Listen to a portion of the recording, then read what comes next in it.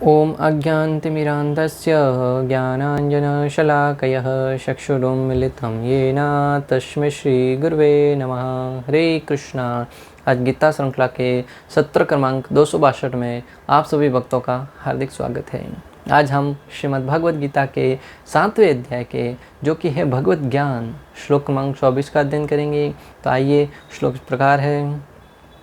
अव्यक्तं व्यक्तिम् आपन्नं मन्यते मां बुद्धयः परं भावम् अजानन्तौ मम अव्ययम् अनुत्तमम्।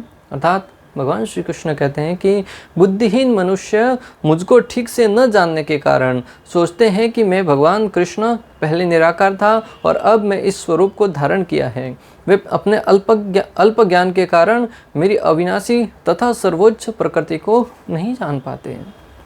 तो भगवान श्री कृष्ण अपने साकार रूप का यहाँ पे स्पष्ट उल्लेख कर रहे हैं। जो लोग भगवान श्री कृष्ण को या परम ब्रह्म परम सत्य को निराकार कहकर संबोधित करते हैं, भगवान श्री हरि परम सत्य को निराकार के रूप में प्रस्तुत करने का प्रयास कर रहे हैं, उनके लिए भगवान श्री कृष्ण यहाँ पर स्पष्ट शब्दों में कह रहे हैं कि मैं श्री कृष्ण पूर्ण साकार रूप में हूँ, परंतु अल्प ज्ञानी जो मुझे ठीक से नहीं जानते हैं, वो सोचते हैं कि पहले मैं निराकार था, ठीक से न जानने के कारण पहले निराकार था और अब मैं स्वरूप को धारण किया है। अर्थात वो सोचते हैं कि पहले भगवान निराकार थे, फिर श्री कृष्ण के रूप में साकार रूप में यहाँ पे प्रकट हुए हैं। निराकार से कोई भी आकार प्रकट नहीं होता है भक्तों, आकार से ही आकार प्रकट होता है। जैसे अगर हमारी उत्पत्ति हुई है तो निश्चित रूप से हमारी उत्पत्ति का कोई ना कोई कारण है, और जब उन उत्पत्ति के कारण को आगे से आगे हम जानते जाएंगे, जैसे हमारी उत्पत्ति हमारे पिता से, पिताजी से, उनके पिता से, ऐसे जानते जाएंगे तो ब्रह्मा जी से होते हुए भगवान श्री विष्णु तक पहुंचती है भक्तों, जिससे ये सिद्ध होता है कि परम सत्य का साकार रूप है। हाँ, वो निराकार रूप में भी कण कण में विद्यमान रहते हैं, प्रत्येक जगह पर अत्र तत्र सर्वत्र हर जगह विद्यमान रहते हैं, परंतु उनका साकार रूप है जिनकी सेवा करते हुए, जिनके साथ लीलाएं करते हुए उनके भक्तगण हैं, वो आदान प्रदान करते हैं, और वही परम सत्य की वास्तविक परिभाषा है भक्तों। जो कोई व्यक्ति भगवान श्री हरि के साकार रूप को जानकर उनकी सेवा में लगता है, वो अपनी वास्तव में अपना परम हित करता हुआ प्रतीत होता है, क्योंकि जब तक हम परम सत्य को नहीं जानेंगे उनकी सेवा में नहीं लग पाएंगे। क्योंकि जो निराकार मानते हैं परमात्मा को, वो भगवान के उसमें निराकार रूप में अपने आप को सम्मिलित करके अपना जो अस्तित्व है उसको समाप्त करने का प्रयास करते हैं। उनका उद्देश्य, उनका ध्येय यही होता है कि हम परम ईश्वर में समाहित हो जाएंगे, हम ज्योति में समाहित हो जाएंगे और हमारा आकार है वो, हमारा अस्तित्व है वो समाप्त हो जाएगा भक्तों। परंतु जो वास्तविक बुद्धिमान है, वास्तविक ज्ञानी है, जिन्होंने शास्त्रों का वास्तविक रूप में अपने गुरु के मार्गदर्शन में अध्ययन किया है, वह ठीक से समझ सकता है कि परमात्मा है वो परम साकार रूप में रहते हैं और अपने धाम में अपने नित्य भक्तों के साथ, नित्य पार्षदों के साथ लीलाएं करते हैं, और समय समय पर इस धरा पर अवतरित होते हैं और अपने भक्तों के साथ लीलाएं करते हैं, और जो असाधु हैं, जो असुरगण हैं, जो समाज में उत्पात मचाने वाले हैं, उन सब का अंत करते हैं। अर्थात अधर्मियों का नाश करने के लिए और परम सत्य की पुनः स्थापना करने के लिए। अर्थात जब भगवान श्री कृष्ण अनेक रूपों में इस धरा पर आते हैं, श्री कृष्ण, बलराम, राम, वराह, नरसिम्हा, परशुराम, ऐसे अनेक अवतारों में आते हैं, तो उनका उद्देश्य होता है, एक तो जब भगवान प्रकट होते हैं तो अनेक उद्देश्य एक साथ ही पूर्ण करते हैं।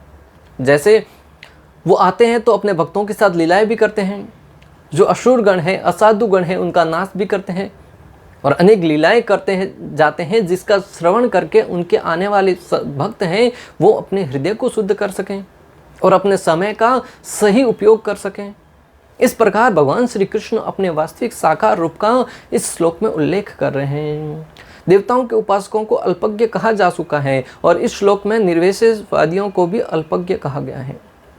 देवताओं को पहले ही भगवान श्री कृष्ण ने अल्पज्ञ कह दिया, जो देवताओं के उपासक हैं उनको भगवान श्री कृष्ण ने पिछले वाले श्लोक में कहा कि जो अल्प बुद्धि वाले हैं वो देवताओं की पूजा करते हैं और उन्हें प्राप्त होने वाले फल सीमित तथा क्षणिक होते हैं। देवताओं की पूजा करने वाले देवलोक को जाते हैं, किंतु मेरे भक्त अंततः मेरे परम धाम को आते हैं। तो जो देवताओं की पूजा करने वाले वो तो अल्पज्ञ है ही, साथ ही साथ जो निर्विशेषवादी है, जो भगवान की निराकार रूप में आराधना करते हैं, उनको भी भगवान यहाँ पर अल्पज्ञ कहकर संबोधित कर रहे हैं। भगवान श्री कृष्ण अपने साकार रूप में यहाँ पर अर्जुन से बातें कर रहे हैं, किंतु तब भी निर्विशेषवादी अपने अज्ञान के कारण तर्क करते रहते हैं कि परमेश्वर का अंततः कोई स्वरूप नहीं है। आचार्यगण समझा रहे हैं कि श्री कृष्ण यहाँ पर पूर्ण साकार रूप में अपने भक्त अर्जुन के साथ भगवत गीता के माध्यम से आदान प्रदान कर रहे हैं, चर्चा कर रहे हैं, ज्ञान दे रहे हैं। फिर भी उनका साकार रूप देखते हुए भी जो निर्विशेषवादी हैं, अज्ञानी जन हैं, वो भगवान को निराकार कहकर संबोधित करते हैं, अर्थात भगवान के साकार रूप को स्वीकार नहीं करते हैं। यमुनाचार्य इस संबंध में कहते हैं कि त्वां शिल रूप शरीते परम प्रकृष्टे सत्वेन सात्विकत्या प्रबलेश्व शास्त्रे प्रख्याते देव परमार्थ विदाम मतेश नेवास्तु प्रकृत्य प्रभवन्ति बौद्धम। अर्थात हे प्रभु व्यासदेव तथा नारद जैसे भक्त आपको भगवान रूप में जानते हैं। यमुनाचार्य भगवान श्री हरि को प्रार्थना करते हुए, उनको उनकी स्तुति करते हुए कह रहे हैं कि हे परम ईश्वर, हे परम सत्य, ब्रह्मा जी, व्यासदेव तथा नारद जैसे भक्त आपको भगवान रूप में जानते हैं।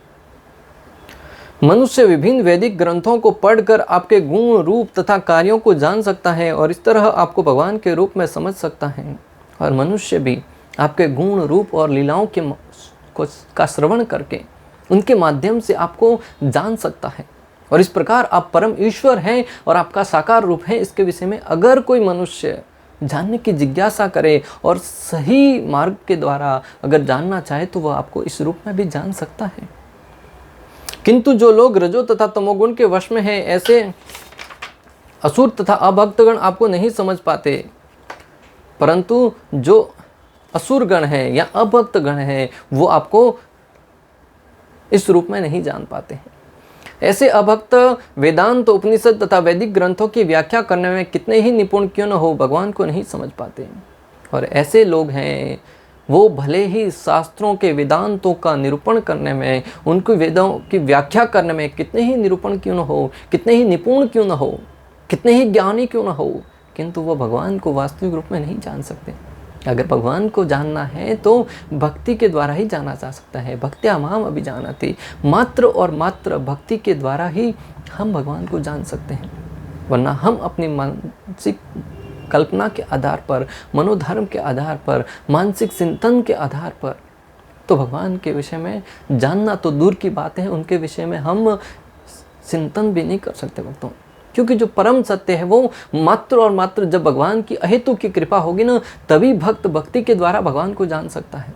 और इसकी घोषणा श्री कृष्ण ने स्वयं भगवत गीता में भी करी है।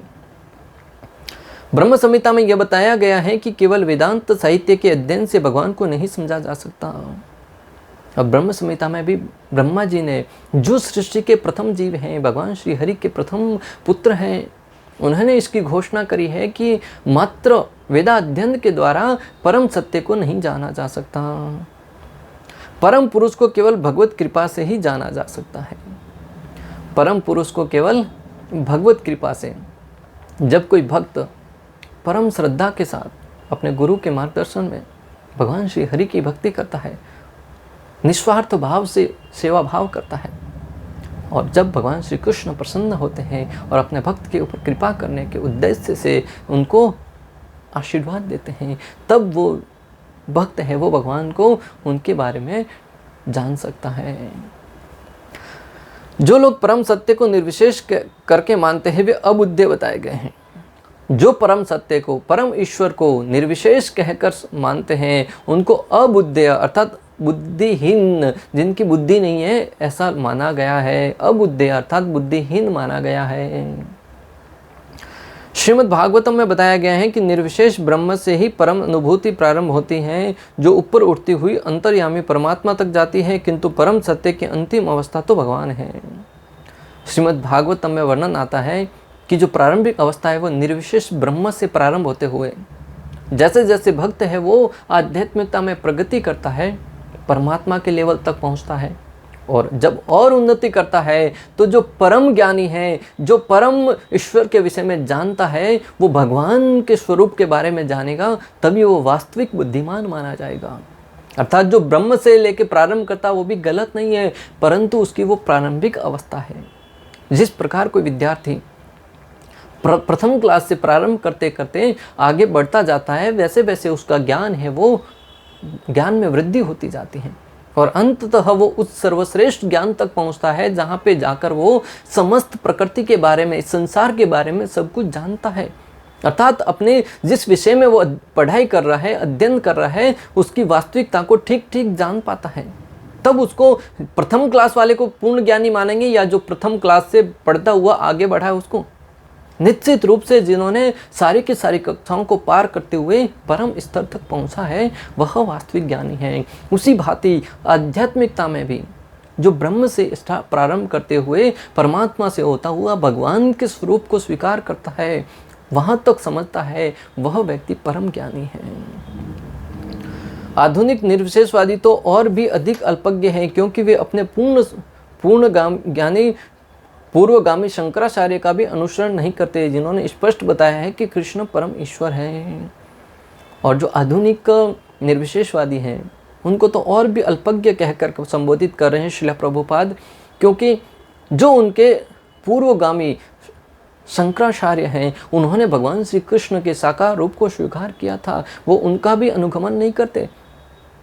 अर्थात जैसे श्रील प्रभुपाद ने हमें अनेक शास्त्र प्रदान किए, तो लिपिबद्ध करके हमें सरल भाषा में समझाया, तो प्रभुपाद की कही हुई बात पर हम पूर्ण विश्वास रखते हैं। महाप्रभु ने जो ज्ञान दिया उसके आधार पर हम शिक्षाओं को ग्रहण करते हैं। परंतु जो निर्विशेषवादी हैं, उनके जो अग्रणी हैं शंकराचार्य, उन्होंने कहा कि परम ईश्वर है वो श्री कृष्ण है, परंतु उनकी बात को भी वो यथार्थ रूप में स्वीकार नहीं कर पाते हैं। इससे सिद्ध होता है कि वो और भी अज्ञानी हैं, अल्पज्ञानी हैं। अतः निर्विशेषवादी परम सत्य को न जानने के कारण सोचते हैं कि कृष्ण देवकी तथा वसुदेव के पुत्र हैं, यहाँ की राजकुमार हैं, या शक्तिमान जीवात्मा हैं। और जब वो परम सत्य श्री कृष्ण को परम सत्य के रूप में स्वीकार नहीं कर पाते हैं, तब वो भगवान श्री कृष्ण को एक साधारण बालक के रूप में समझते हैं। यहाँ समझते हैं कि साधारण देवकी का पुत्र है, ये यशोदा का नंद है, ये वृंदावन में लीलाएं करने वाला एक साधारण ग्वाल बाल है, यहाँ थोड़ा सा शक्ति प्राप्त किया है, यहाँ ये एक ऐसा पुरुष है जिसके पास अनेक शक्तियां हैं, परंतु वो परम ईश्वर, परम सत्य भगवान श्री हरि को परम भगवान के रूप में स्वीकार नहीं कर पाते। भगवद गीता 9.11 में इसकी भर्त्सना की गई है। भगवान श्री कृष्ण 9.11 में भर्त्सना करते हुए कहते हैं कि अवजानन्ति मां मूढ़ा मानुषीं तनुम् आश्रितः परम भावम अवजानन्तो मम भौतमः ईश्वरम। भगवान कहते हैं कि जब मैं मनुष्य रूप में अवतरित होता हूँ तो मूर्ख मेरा उपहास करते हैं, वे मुझ परमेश्वर के दिव्य स्वभाव को नहीं जान पाते। श्री कृष्ण कह रहे हैं कि जब मैं मनुष्य रूप में इस धरा पर अवतरित होता हूँ, तब जो मूर्ख हैं वो मेरे इस स्वभाव को, इस वास्तविकता को नहीं समझ पाते। क्यों? क्योंकि वो अपनी मनोकल्पना से उनको समझने का प्रयास करते हैं, परंतु भगवान ने पहले ही कहा है कि जो भक्ति करता है, भक्ति के द्वारा ही मुझे जाना जा सकता है। इसलिए वो भगवान के इस मनुष्य रूप में अवतरित होने के परम सत्य को वो नहीं समझ पाते, नहीं स्वीकार कर पाते हैं। तथ्य तो यह है कि कोई बिना शक्ति के तथा कृष्ण भावनामृत विकसित किए बिना कृष्ण को नहीं समझ सकता। वास्तविक तथ्य तो भक्तों यह है कि जब तक आप कृष्ण भावनामृत विकसित नहीं करेंगे, भगवान श्री कृष्ण की भक्ति नहीं करेंगे, तब तक आप भगवान को यथा रूप में नहीं जान पाएंगे। अर्थात इसकी पुष्टि भागवतम 10.14.29 में भी हुई है। अथापि ते देव पदाम्बुज प्रसाद लेशानुग्रहितम एव हि जानाति त्वं भगवन्नं महिमनो न चान्यम एकोऽपि शिरं विशिन्व। अर्थात हे प्रभु, यदि कोई आपके शरण कमलों की रंस मात्र भी कृपा प्राप्त कर लेता है तो वह आपकी महानता को समझ सकता है। क्या संबोधन आ रहा है कि हे परमात्मा, हे परम ईश्वर, हे श्री कृष्ण, अगर कोई आपकी थोड़ी सी भी शरण ग्रहण करता है ना, तभी वो आपको परम ईश्वर के रूप में स्वीकार कर पाता है, समझ पाता है। तो गलती उन लोगों की नहीं है कि वो भगवान को क्यों नहीं समझ पा रहे अपनी बुद्धि से, गलती तो उनकी यह है कि वो भगवान की शरण ग्रहण नहीं कर रहे हैं। क्योंकि जब तक भगवान की कृपा नहीं होगी तब तक जीव है वो भगवान को परम सत्य के रूप में नहीं समझ पाएगा। किंतु जो लोग भगवान को समझने के लिए मानसिक कल्पना करते हैं, वे वेदों का वर्षों तक अध्ययन करके भी नहीं समझ पाते हैं। जो कोई भगवान श्री कृष्ण की शरणागति स्वीकार कर लेता है वह तो बड़ी आसानी से भगवान को स्वीकार कर सकता है, समझ सकता है। जैसे अर्जुन ने दूसरे अध्याय के 7वें श्लोक में भगवान को शरणागति प्रदान करी। कार्पण्य दोषोपहत भाव प्रचामि त्वां धर्म समुड्डसेतः यस्योः शात निश्चितं ब्रूहि तन्मे शिष्यस्ते अहं साधिमां त्वां प्रपन्नम्।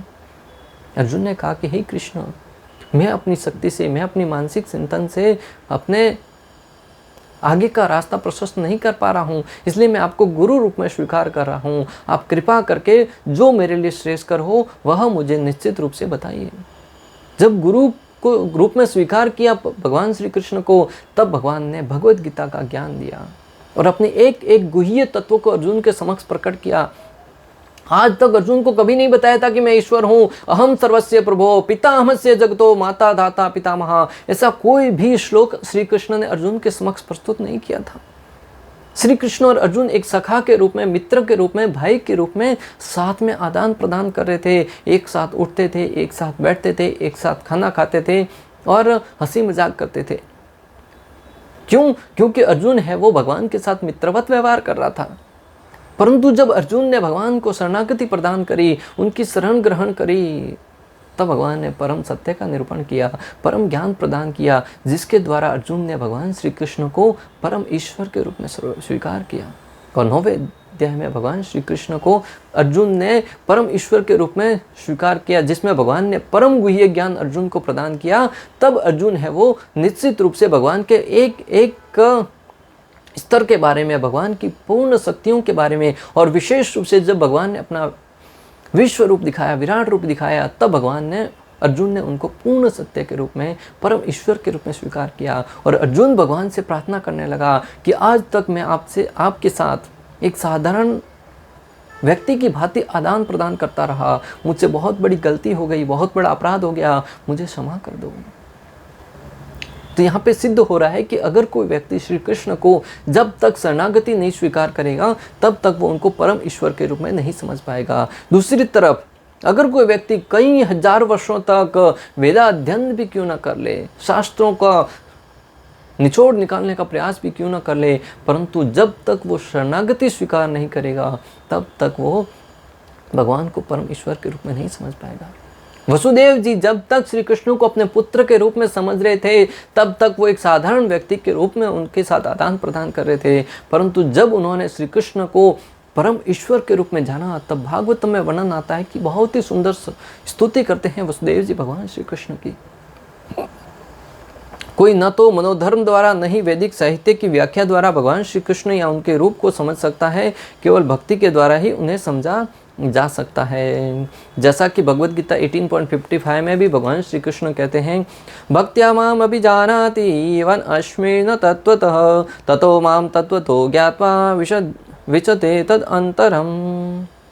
अर्थात केवल भक्ति से मुझ भगवान को यथारूप में जाना जा सकता है। जब मनुष्य ऐसी भक्ति से मेरे पूर्ण भावनामृत में होता है तो वह वैकुंठ जगत में प्रवेश कर सकता है। स्वयं श्री कृष्ण इसकी घोषणा भगवद गीता 18.55 में करते हैं कि अगर कोई व्यक्ति पूर्ण श्रद्धा के साथ मेरी शरणागति स्वीकार करेगा तभी वो मुझे परम ईश्वर के रूप में जान पाएगा और वो मेरे धाम में आने का अधिकारी बन जाएगा। वरना अगर आप मात्र मानसिक चिंतन से नहीं समझ पाएंगे।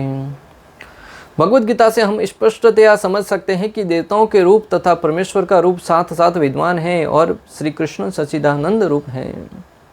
भगवत गीता से हम समझ सकते हैं कि श्री कृष्ण भी विद्वान रहते हैं, देवता भी विद्वान रहते हैं। भगवान श्री कृष्ण परम ईश्वर है, देवता उनके सेवक हैं। देवता एक जीव की भांति उनके शरीर के अनेक अंग हैं। जैसे सूर्य को भगवान की आंखों के रूप में संबोधित किया जाता है, अग्नि को भगवान के मुख के रूप में संबोधित किया जाता है। जब हम अग्नि में आहुति देते हैं यज्ञ के रूप में, तब वो भगवान श्री हरि को वो भोजन स्वीकार करते हैं। इसलिए यज्ञ के माध्यम से भगवान को कुछ भी अर्पण करना है तो यज्ञ में अग्नि के माध्यम से भगवान को अर्पण किया जाता है, या ब्राह्मणों को वैष्णवों को भोजन करवा के भगवान को अर्पण किया जाता है। तो देवता है वो भगवान के अनेक शरीर के अनेक अंग है। भागवत में इसका विस्तार से वर्णन आता है भक्तों। वेद भी पुष्टि करते हैं कि परम सत्य आनंदमय भाषात, अर्थात वे स्वभाव से ही आनंदमय और वे अंततः शुभ गुणों के आगार हैं। वेदों में भी परम सत्य की पुष्टि इस प्रकार होती है कि वो परम सत्य है। परम सत्य के रूप में भगवान श्री कृष्ण हमेशा आनंदमय भाषात, आनंद में रहते हैं और वे शुभ गुणों के आगार हैं और सारे के सारे शुभ गुणों के स्रोत हैं। जो कोई भी हमारे अंदर शुभ गुण है, अच्छे गुण है, वो सारे के सारे भगवान के ही रूप है। जैसा कि पिछले वाले श्लोकों में हम पढ़ चुके हैं, भगवान ने कहा कि मैं पानी का स्वाद में हूँ, सूर्य की रोशनी में हूँ। ऐसे इस भौतिक जगत के जो अनेक तत्व हैं, उनके जो विशेष गुण हैं वो भगवान श्री कृष्ण को संबोधित करते हैं, भगवान श्री कृष्ण को इंगित करते हैं। और जो कोई व्यक्ति भगवान के उन अनेक प्रकार के रूपों को, उन शक्ति को भगवान के अस्तित्व के रूप में स्वीकार करता है, वो भगवान श्री कृष्ण को हर एक स्थिति में उनकी पूजा करता हुआ प्रतीत होता है। जब प्यास लगती है, जल का आस्वादन करता है, तब भगवान का धन्यवाद देगा वो। जब सूर्य उदय होता है, रोशनी स्वीकार करता है, तब भी भगवान को धन्यवाद देगा। रात को सोकर सवेरे जल्दी उठ जाता है, प्रातःकाल जिंदा रहता है, तब भी भगवान को धन्यवाद देगा। क्यों कहीं ऐसे लोग हैं जो रात को सोए तो थे स्वस्थ, परंतु सुबह उठ नहीं पाए। जब शरीर के सारे अंग शुद्ध स्वस्थ रहेंगे, तब भी वो भगवान को धन्यवाद देगा। क्योंकि कई ऐसे लोग हैं जिनके शरीर के अंग है वो अनेक प्रकार से टूटे फूटे हैं। ये किसी का हाथ नहीं है, किसी का पाँव नहीं है, किसी की आंखें नहीं है, कोई बोल नहीं सकता, किसी का शरीर है वो सौंदर्यवान नहीं है। तो हमारे पास जो कुछ भी है वो उसका धन्यवाद भगवान को करना चाहिए। और जो ये विधि सीख लेगा वो हर एक अवस्था में परमात्मा को कभी भूल नहीं पाएगा भक्तों। इसलिए हमें चाहिए कि हम भगवान श्री कृष्ण को एक साकार रूप में मानते हुए उनके साथ आदान प्रदान करने के उद्देश्य से उनकी सेवा में हमेशा संलग्न रहे। येन केन प्रकारेण, जिस किसी स्थिति में है, हमें भगवान की सेवा से छूटना नहीं चाहिए। भगवान की सेवा का एक भी अवसर हाथ से जाने नहीं देना चाहिए भक्तों। और आज से ही ये विधि प्रारंभ कर दे। और प्रारंभिक विधि क्या है? भगवान के नाम का उच्चारण करने से प्रारंभ करें। हरे कृष्णा कृष्ण कृष्ण हरे हरे, हरे राम राम राम हरे हरे। जब नित्य नियम पूर्वक हम भगवान के नाम का जप करेंगे, धीरे धीरे भगवान हमें सेवा प्रदान करते जाएंगे। नाम जप का उद्देश्य ये है कि हे भगवान, मुझे ये न के न प्रकारेण आपकी सेवा में लगाइए। और जब भगवान हमारी इस जप से, भगवान के नाम का उच्चारण करने से प्रसन्न होंगे, निश्चित रूप से धीरे धीरे सेवा में लगाएंगे। और उस सेवा के द्वारा हमारा चरित्र है वो शुद्ध होता जाएगा और अंततः हम भगवान के धाम में जाने के अधिकारी बन जाएंगे भक्तों। इस प्रकार श्लोक क्रमांक 24 का भक्ति वेदांत तात्पर्य पूर्ण हुआ। अंत तक हमारे साथ बने रहने के लिए आप सभी का हृदयपूर्वक, प्रेम पूर्वक बहुत बहुत धन्यवाद। श्रील प्रभुपाद की जय, श्री श्री राधा गोपीनाथ भगवान की जय, श्रीमद् भगवद गीता की जय। हरे कृष्ण कृष्ण कृष्ण हरे हरे, हरे राम राम